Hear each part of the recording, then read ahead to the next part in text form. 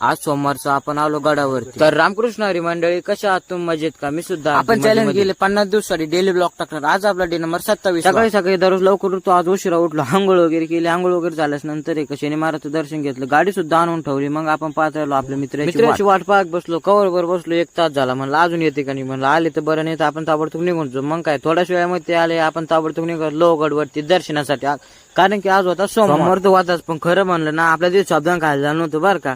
पहिला आपण गडावरती आलो. सगळ्यात पहिलं महादेव दर्शन घेतलं. महादेव दर्शन झाल्यास नंतर सीताची नाणी पाहिली आणि मग नंतर आपण ताबडतोब निघालो. खाली आता दर्शन तर झालं, आता देवपूजाच झाली, आता पेट पूजा. मग काय पहिलं दूध घेतलं.